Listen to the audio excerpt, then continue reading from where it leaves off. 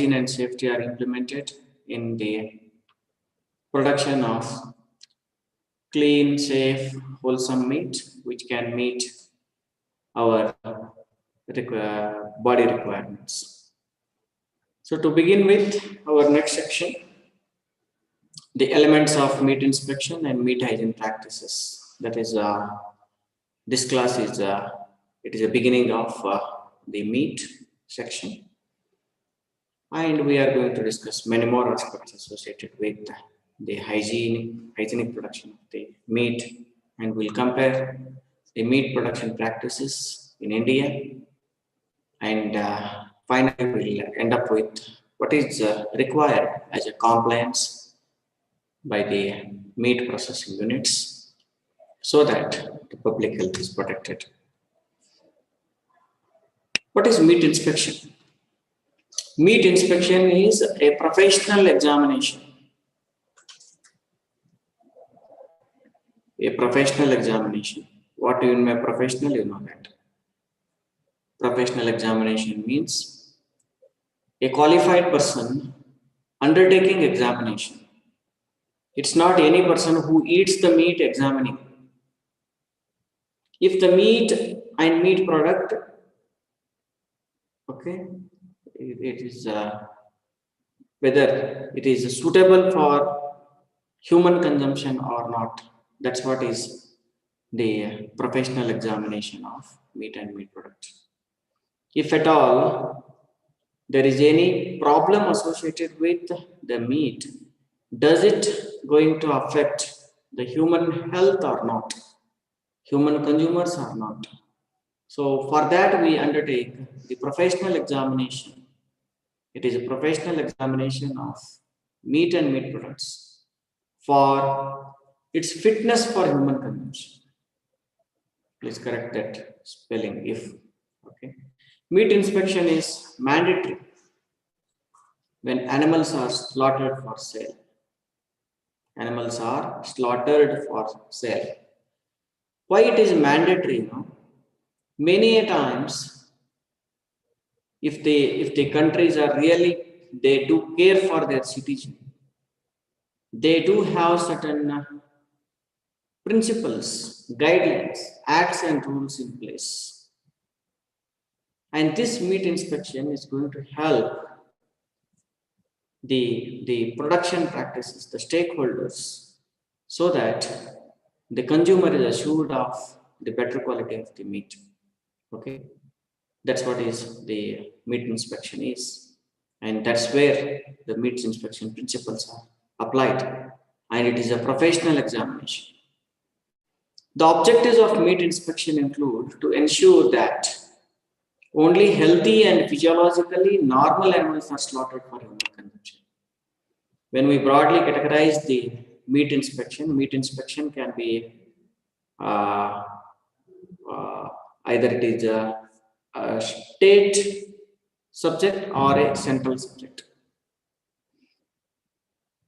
Even in the developed nations, in countries such as America also, certain things are covered by the federal, means central government, and certain things are governed by the state government. Here also in India, we have central government and state government. Just like that, whether it is a central government or a state government, the basic principles of all these inspections are done by the government parties. They are same because they are all science-based. And when we say they are science-based, the objectives of meat inspection, when you see, we have to always slaughter healthy and physiologically normal animal for human consumption. If the animal is diseased, how can you think that it's going to provide a good quality of nutrients to the human consumers? If an animal is cachexia, if an animal is moribund, if the animal is hidebound, how can you think that it's going to nourish the humans? Because why do the humans consume the meat? To meet the body requirements. In that perspective, only healthy animal is allowed to be slaughtered, and which is physiologically normal. If an animal is not diseased but is stressed, if it is stressed, its glycogen reserves have got depleted, and whenever there is depletion of the glycogen reserves, So you will not get a good quality meat. That we will discuss in subsequent classes about the conditions associated with the unfit meat. Second objective is to separate abnormal animal from fit and healthy animal. When we see a group of animals, some animals will be fit for the slaughter, while other animals, they suffer from certain ailments which make them unfit for the slaughter. And by conducting this meat inspection procedures, we differentiate the normal animal from the abnormal animal, a normal condition from abnormal condition. This decision we are going to take. And this is a segregation process. If we segregate, we can take care. That's a different way. Okay, that's very easy way to approach. And even in the slaughter methods also, we have something known as the scientific method of slaughtering the animals or the livestock, which are meant for food. And second way is the ritual methods of the slaughters. The ritual slaughter methods are religious based. Let it be the Judaism, Jewish method of slaughter, Halal or Muslim or Mohammedan method of slaughter, or Hindu method of slaughter, Jatka method, or any other method of. There are so many methods of slaughter, as many the religions, as many customs, so many methods are prevailing. So depending on the population predominance, we have either Jewish method of slaughter, Halal method of slaughter, and a less popular Hindu method of slaughter. Okay, Jatka method of slaughter. So all these religious tenets have got certain requirements. None of these religions, they say that you slaughter a diseased animal. Rather, diseased animals are not permitted to be slaughtered in any of the religions. And you need to understand the abnormal animal, a diseased animal. Abnormality, it is with respect to a condition or a disease in the animals. So for that also we need the meat inspection. To ensure that the meat animals are free from disease, the meat is safe for human consumption and does not pose any risk to the consumers. That's very important. The purpose of meat should be served. The purpose of meat for which it is consumed is for the purpose of nourishment. That's only should be there. In providing nourishment, we expect the quality in the product. That's meat or meat product. And next thing which we expect is the safety determinants. The safety determinants include freedom from pathogens, freedom from non-microbial contaminants such as the veterinary drug residues or environmental contaminant residues. And meat inspection, by and large, to great extent achieves that. That's what is the area.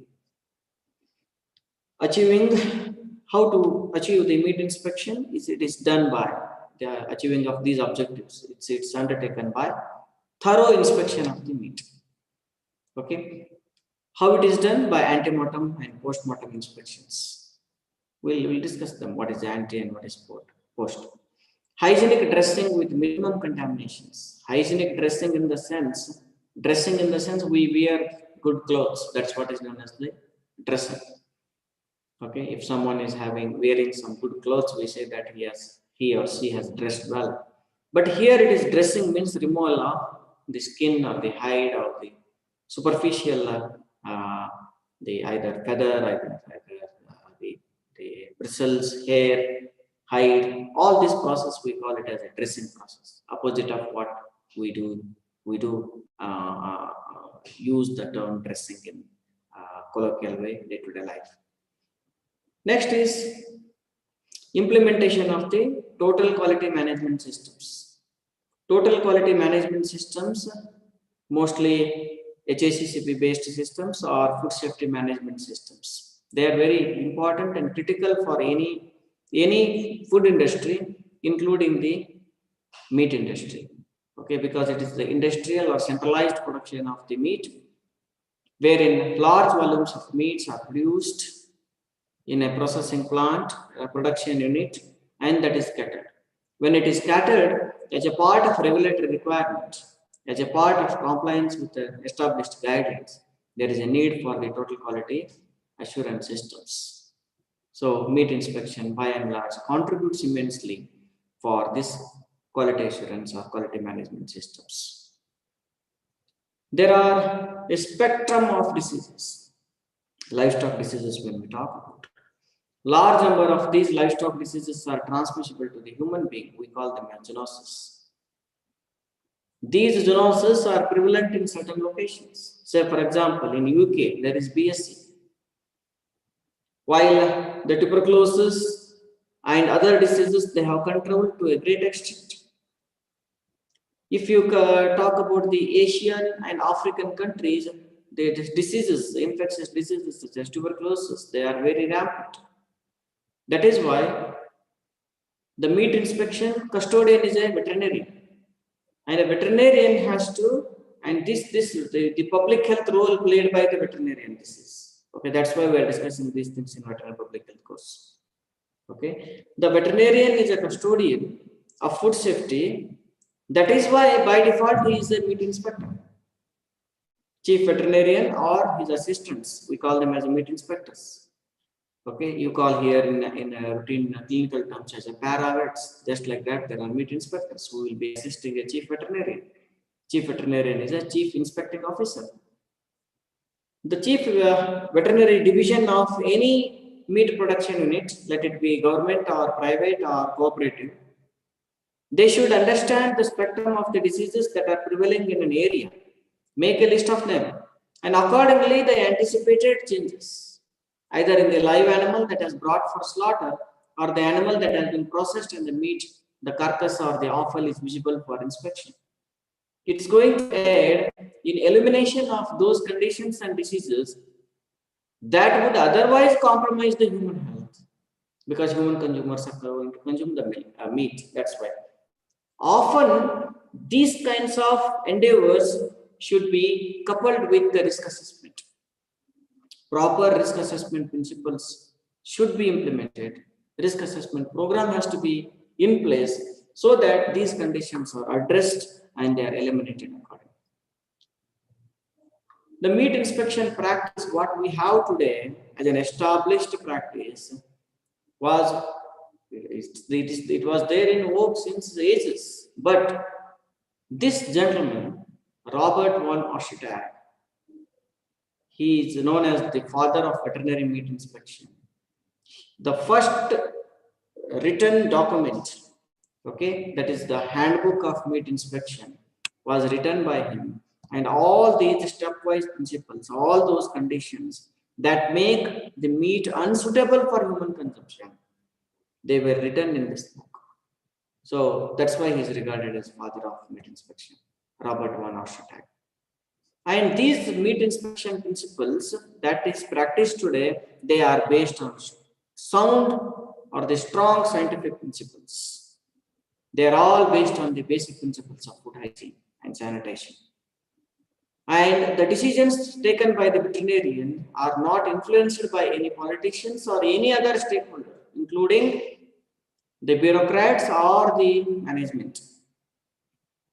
These decisions that, say for example, there is a buffalo is weighing 450 kg and 450 means some 230 odd kgs of meat is produced. If a veterinarian condemns that meat, that entire carcass and offal, he or she condemns that, what is the loss that is incurred to the owner?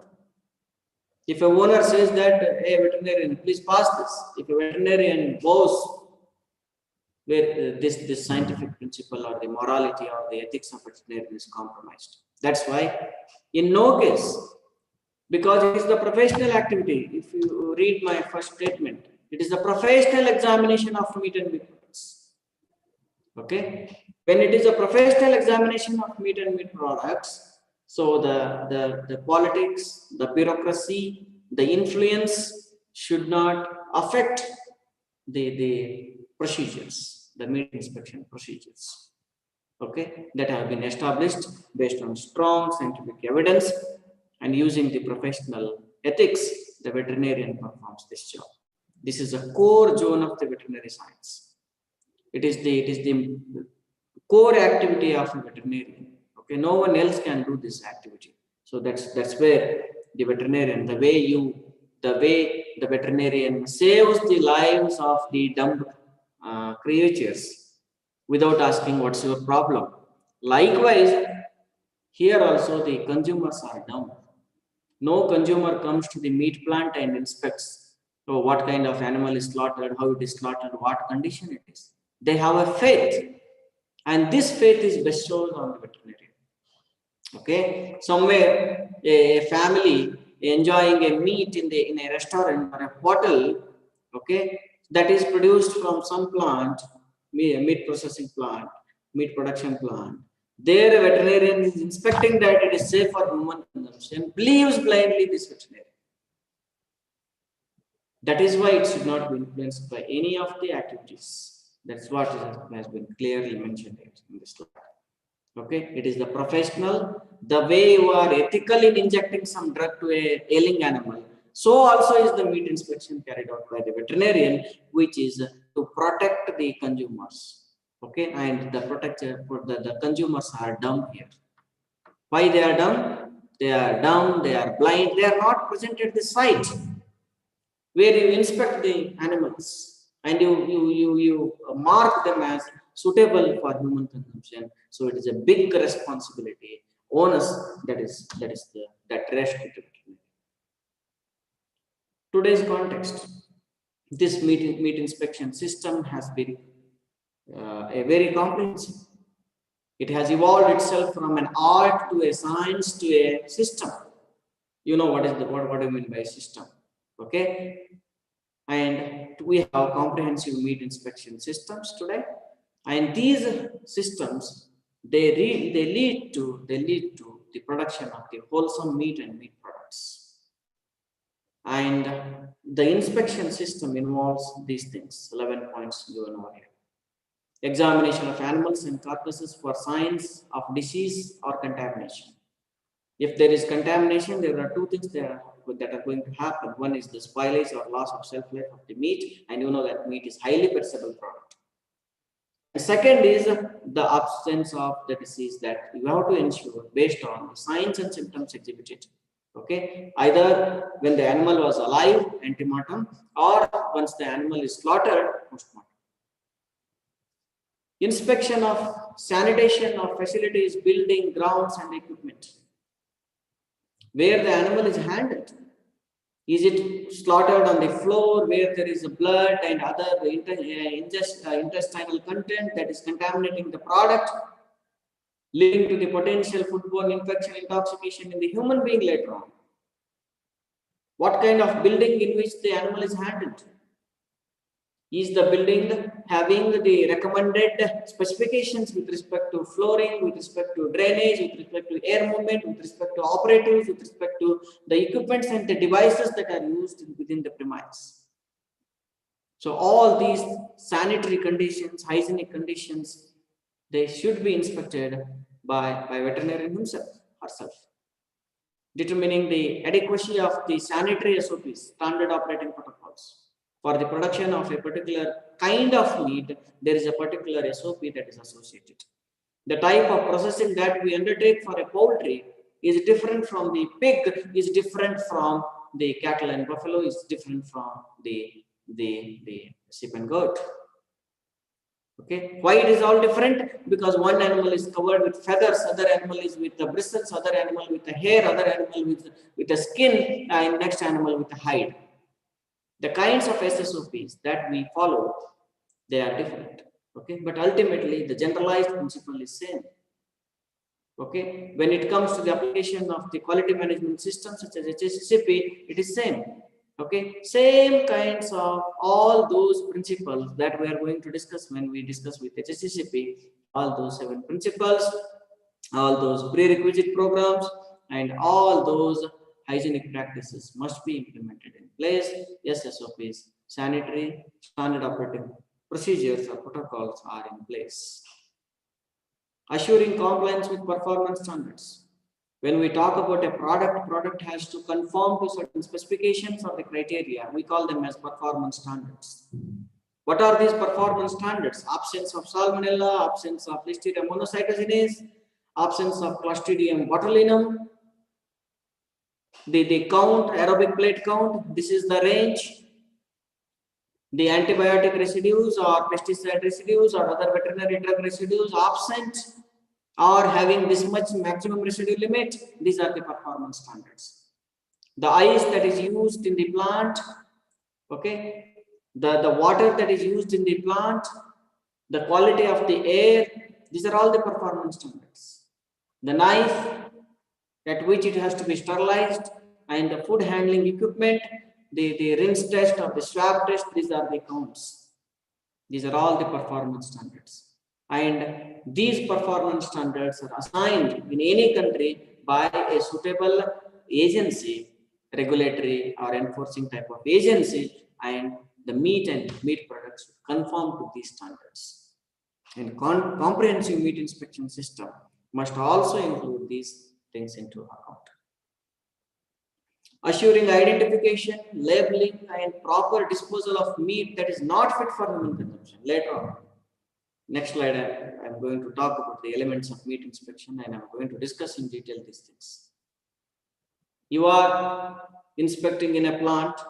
Suppose the head of one animal and carcass of other animal is inspected simultaneously. As a veterinarian, you utterly fail in your inspection because there is a mismatch.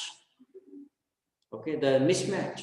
Your professional veterinary knowledge says that this should be the expected changes when this is the condition in the carcass. But the labeling is not proper or traceability is not proper. The head of one animal, offal of other animal, and carcass of next animal you have examined, so you will not come to a conclusion. So what should be done? You should properly identify what is the carcass. Okay, carcass identification. The bucket in which the offal moves, basket, and the head that moves in a line, they all should be traceable using proper labeling techniques. Otherwise, there is tuberculosis in some animal, and you need to warn the owner. Okay, if there is a mislabeling or there is no proper identification system, instead of warning farmer X who is responsible, you are going to warn farmer Y who is not responsible for that. That's why proper traceability until the product is dispatched, until it is consumed in hotels, in houses, the traceability should be maintained. Inspection of all ingredients used in meat products. When we say comprehensive, many times meat is not offered as a meat is offered as a product, and this product will have certain other ingredients other than the meat. One ingredient is meat itself. Other ingredients are non-meat ingredients. You have to inspect both meat ingredients and non-meat ingredients in any kind of meat product. Okay, so that comprehensively the manufacturing is inspected by the veterinary services. Create and enforce identification standards for inspected meat products. I'm going to discuss about this little later. Require informative labeling to allow transparency to the consumer. So what is the proximate analysis? What is the content? What is the lipid content of that particular meat? Likewise, other kinds of dating, what we call it as, used by the manufacturing date, the expiry, all those things should be there. We'll discuss about this in subsequent slides. Prohibit false labeling. Okay, so adulteration of the meat is known to you. So whether it is intentional or accidental should not happen. That is why when we talk about the halal certification, in halal certification, either by intentionally or by accidentally, there should not be any pork contamination. Even the raw ingredients that are used for the manufacturing of certain meat products should be swine free. Okay, that should be established. This is what is labeling claim is. When we say halal, halal means no pig items at all. Pig derived. Okay, need not be meat, even other ingredients also. Inspection of imported meat. Okay, at some places the meat is imported by some countries. So in India we don't import the meat, so it's out of question. Create an educational and awareness about all these quality, safety, of meat and meat products at every stage of meat production. That's also a requirement. Otherwise, until and unless you teach the people who are concerned, how can they come to the expectations? That's why capacity building, what we call it as, let it be the creation of the awareness, let it be the training, let it be in the form of a workshop, administer, all that is required to be incumbent, so that the same principles are applied, implemented, so that quality and safety of the product is maintained. When it comes to meat inspection, understand this line. This is a beef line. It starts with the inspection of the live animals. These animals are segregated as healthy or unhealthy, fit for slaughter or unfit for slaughter, and this screening process is undertaken at ante-mortem inspection. After this, the animal is stunned, sticked, the hide is removed, head is removed, then it is head that is available here. Okay, you inspect the head at the post-mortem, okay, in detail. Then the hide is removed, you try to inspect that. Okay, then the next step is evisceration process. The organ is removed. Now organ is available in the next line. Okay, this organ has to be inspected. You screen the carcass, okay, through thorough post-mortem inspections. You screen the offal, the organs, viscera, what we call it as, the viscera, the carcass, and the head. You inspect them thoroughly with suitable traceability.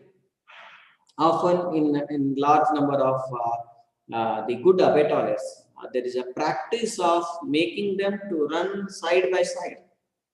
Wherever the carcass is running, the offal bucket and the head hook also runs simultaneously, so that when you see one carcass, simultaneously we can take the decision by looking into the head and the viscera. So such a traceability or such a synchronization of the line should be made in the meat production unit. After thorough post-mortem inspection, then the final decision is taken based on the ante-mortem report. So either the meat is fit for consumption or is unfit for consumption, and whatever the decision that we discussed little later.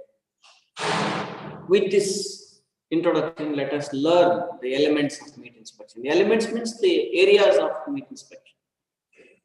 The areas of meat inspection are the procedures, essential procedures that we have to follow. They are also elements of meat inspection. Okay, the tenets of meat inspection or principles of meat inspection. Okay, here elements means the individual entity that is inspected. That's what is known as the elements of meat inspection. Okay, and there are 7 elements of meat inspection. There are others also. They can be clubbed to one of these activities. Broadly, we call it as sanitation. Sanitation, hygiene accompanies sanitation. So hygiene and sanitation of, let it be the animal that comes in, let it be the animal where it is, the place where the animal is kept until it is slaughtered, the slaughter processing until the carcass and the offal meat comes out, and all that waste that comes in. Okay, the safe disposal of that one, and keeping hygienic until it is packed or processed. So all these are the principles of the hygiene and sanitation. That is the element number 1. Okay, no hygiene and sanitation, no meat production, no matter what it is. That's why the tenet number 1 or the element number 1 of meat inspection is you maintain hygiene and sanitation at every stage of meat processing. Okay, starting from live animal to the cold storage of the product. The second component is the ante-mortem inspection. Mind this exam, this spelling of anti, A-N-T-E. It is not anti, opposite. A-N-T-I means opposite. A-N-T-E means before. So prior to mortem, slaughter. Okay, prior to slaughter or pre-slaughter inspection of the animal. Here the animal is alive. It has not been decided yet whether it has to be slaughtered or not. The decision whether this animal has to be slaughtered or not is taken at the ante-mortem inspection by a veterinarian. And this job is a pure veterinary job, because the conditions and the diseases in the animals cannot be detected by any other person other than a veterinarian. That's why meat inspection is a veterinarian's core area. Then comes the post-mortem, mortuary, mortem, mortar, all that means death. Okay, post, after the death of the animal. The type of inspection that is carried out. Here it is not the animal, it is the carcass or the head or the viscera. Okay, at times if the facility is very small, they will be together. If a facility is very big, they will move as a separate entity. They should be traceable and they should be inspected for diseases and conditions. And at the post-mortem inspection, based on the observations made by during the live, when the animal was live, the ante-mortem inspection. So the ante-mortem and post-mortem, the observations are clubbed together, and then the final decision is taken. Okay, so that's why we say that ante-mortem inspection forms the 50% of meat inspection, while remaining 50% is post-mortem, making 100% meat inspection. Fourth, control and restriction of condemned material. Okay, meat inspection is this one only, ante-mortem and post-mortem. Then what are these 1, 4, 5, 6, and 7? They are adjunct for that. Without this, it is not possible. Okay, without that, it is not possible. You may ask the question, sir, ante-mortem inspection 50%, post-mortem inspection 50%. Then what is left there? 100 is over, no? Then what is this sanitation, all that things? Okay, the thing is that they are part of this, and every stage they are there. Without this, it is not possible. That's why they are not counted. They are indispensable. They are mandatory. That's why. Okay. Control and restriction of the condemned material. During meat inspection, there are two-step condemnation. One is ante-mortem. You condemn the animal itself. No, this cannot be slaughtered. Okay. Then that animal. Then second is, at the post-mortem inspection, you have decided that such and such animal has been, by mistake, has been slaughtered. And now this is something which is very unsafe. What to do with that? So that material, how to handle that material is itself is the control and restriction of condemned material. Means restriction in the sense, restriction with respect to the specifications or provisions or the practices that are meant for safeguarding or protecting the good meat or clean meat. Product inspection. The inspection, meat inspection, does not stop once the raw meat is produced. It also extends until the product that comes in. Large number of dozens and hundreds of such products are there in the market. Okay, depending on the requirement, they are all product manufacturing, and the inspection of the products is also an integral part of meat inspection. Next comes laboratory inspection. Ante-mortem, post-mortem inspections are invariably organoleptic. Okay, by touch, by feel, by aroma, by sight, by all these methods, organoleptic evaluation methods, the veterinarian takes a decision. Okay, they are organoleptic, and you know that organoleptic changes are subjective. Okay, so there are other aspects associated with that. There are certain invisible things in the meat. Okay, the presence of such a hazard, say for example pesticide hazard or antimicrobial hazard or veterinary drug residue hazard, even though it is there in the meat, there is no any obvious change in the live animal or in the meat. Under such circumstances, based on the circumstantial evidence, the veterinarians take a decision to subject the sample for laboratory. It is nothing but extended inspection within the premise. Okay, wherever abattoir, lab should be located there. Okay, so there the laboratory inspection is done. Once the laboratory, it is just like you are playing a cricket. Okay, and there is an umpire standing there. Okay, so umpire, wherever he has a doubt with respect to his decision, he will pass on his decision or judgment to the next level, that is third umpire. Okay, laboratory also forms in a typical meat production system. It is just like a third umpire. Okay, wherein the veterinarian is unable to take decision, but he has sent a sample to a lab, and based on the lab result, he will take a decision. Ultimately, the lab person is not going to take the decision. The report has to reach to the same person who has inspected, based on the observations made on the carcass, based on the observations made on the live animal, based on the lab report, the final decision is taken. Until then, the decision is kept pending. Okay. Last, marking and labeling. By doing all these things, which animal you have collected the sample, from which farm it has come, who is the supplier, all this information has to be maintained as a traceability. So that's what is marking and labeling is. Marking and labeling does not mean that you bring any paint and you put it on the meat that this is A, it is the B, okay, it is alpha or alphanumeric, whatever it is. It is not possible.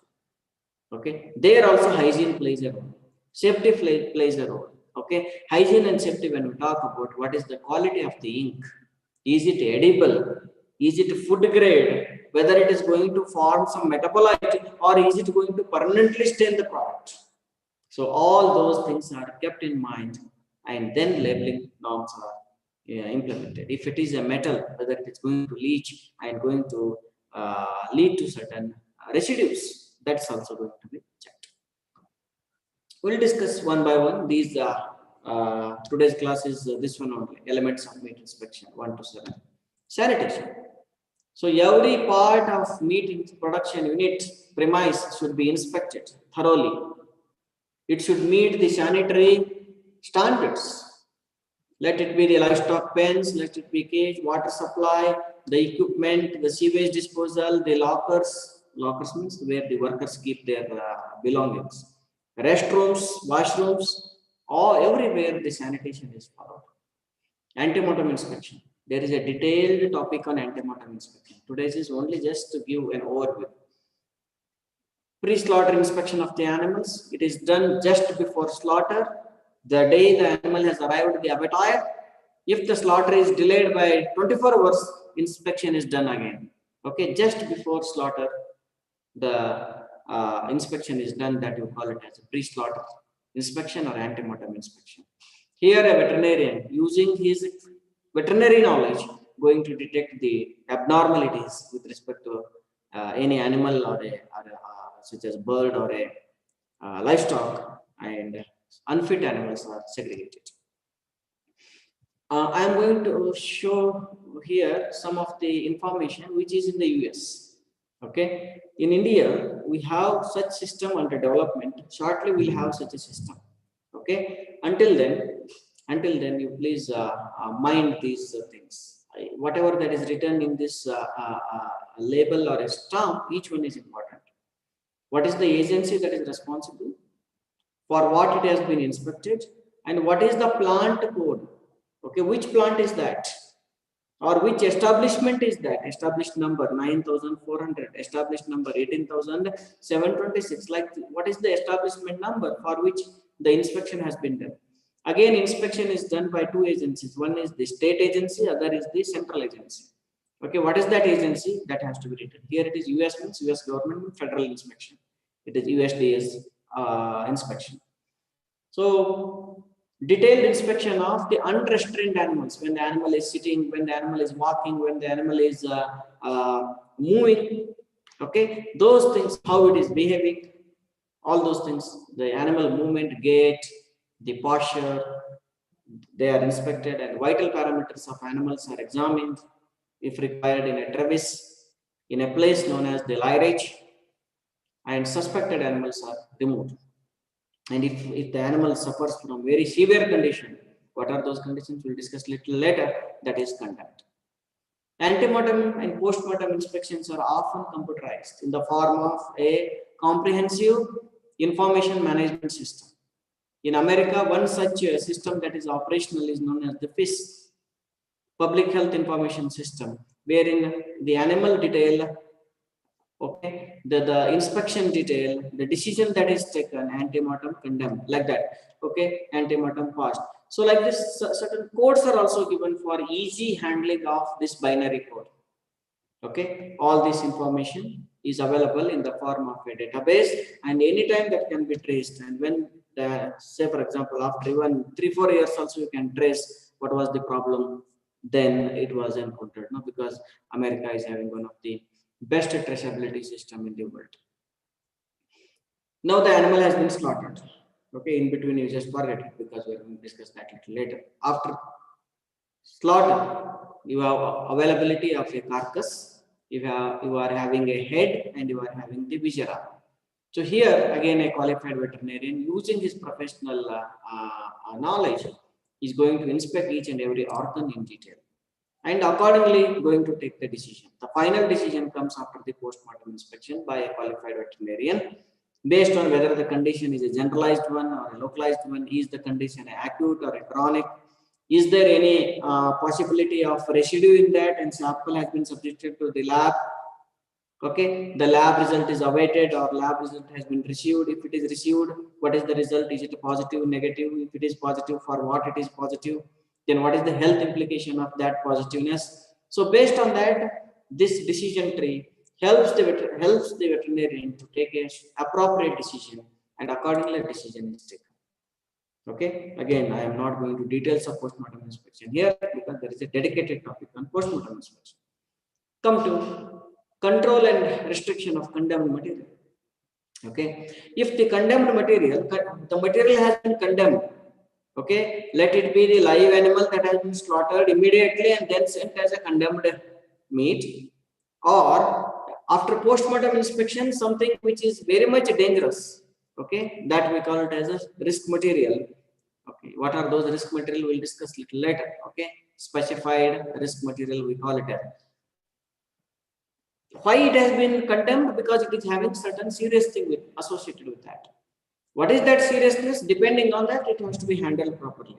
Okay, it has to be disposed properly. If not, it is going to contaminate the premise. It is going to contaminate the product, leading to severe public health implications. That's why the handling of this condemned material is very important in the habitat.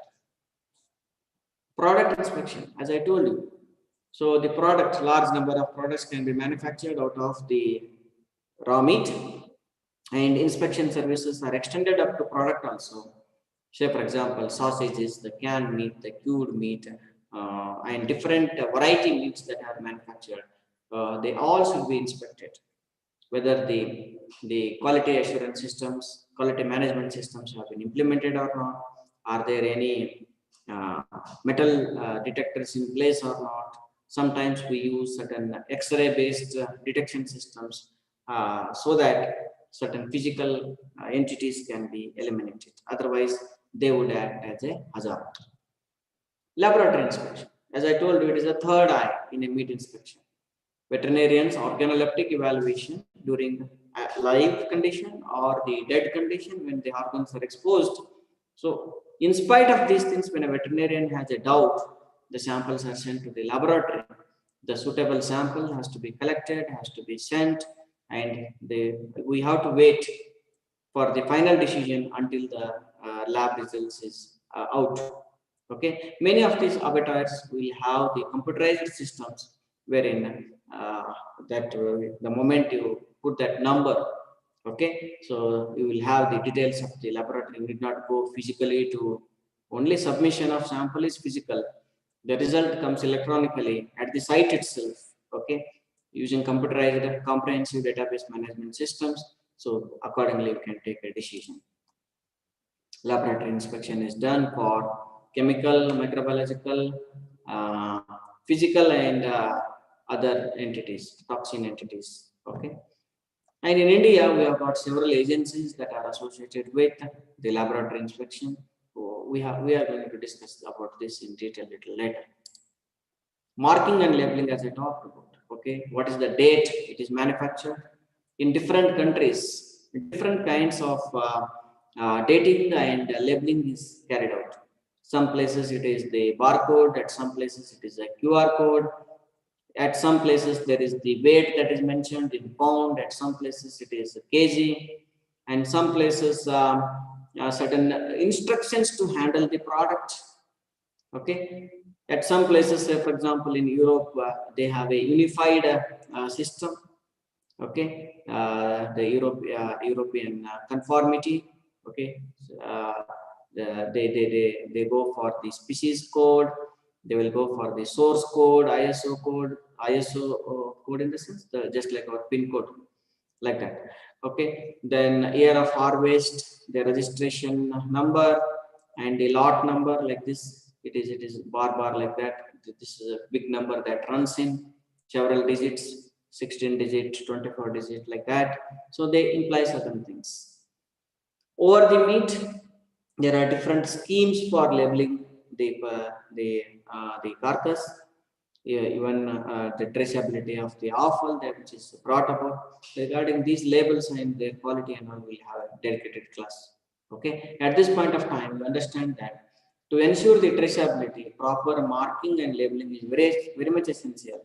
And today's consumer is very much aware, and they demand for this. They won't just demand the price of the product. In addition to price, whether even they look for whether the animal has been slaughtered following the welfare norms or not. That is also checked. Okay. In doing this, we use certain automated systems, certain information and communication-based systems. One such system has been shown here. The moment the carcass is scanned through a device, automatically the data is gathered, and this data gets integrated with the lot number or a batch number in a particular slaughterhouse. And now accordingly, grading is also done. Say, for example, here it is maturity grade A. Okay, if at all there are some other properties, then accordingly, is it a DFD meat, PSC meat, like that information is coded there. Earlier, I talked about certain plant number or establishment number. Okay, in America, they do have a USDA is having FSIS services. There, if you just put this plant number, establishment number 9400, you will have the details about the plant. So such a directory is also available online. In India, such system is yet to take a shape under the aegis of Food Safety and Standards Authority of India. Okay, there, say for example, P means it is a poultry plant. If at all there would have been G, that would have been egg plant. I means imported product, like this. So different things are labeled on the product, the name of the product, the ingredient used, name and address of the firm, handling instructions, the net weight, the inspection ligand. Okay, is it a past, okay, inspected, whether it is state inspected or a central inspected. So all those things are mentioned over the product, so that the consumer is aware of all those things. This is, you can see here, the meat inspection label of America, inspected and passed, and this is USA federal number. Okay, so what is this number? There is a description that is available in the meat inspection manual. And after all, why do we require this meat inspection? So that the consumer is aware of, consumer is assured of. Otherwise, there are more than 90 diseases that could be transmitted through the meat if it is not properly inspected. Mere inspection of the meat properly can achieve freedom from about 90 diseases. That's why. And in America, they have very robust system. That's why I'm talking about America. They have food safety and inspection service under USDA, United States Department of Agriculture. So all these things have been properly devised. And way back in the year 1906 itself, they have enacted the Meat Inspection Act. In India, we have got Food Safety and Standards Authority that has formulated all these things. Earlier, we had the Prevention of Food Adulteration Act, milk and milk products order, likewise meat and meat products order, fruit and food products order, like this around 8 ministries, several orders.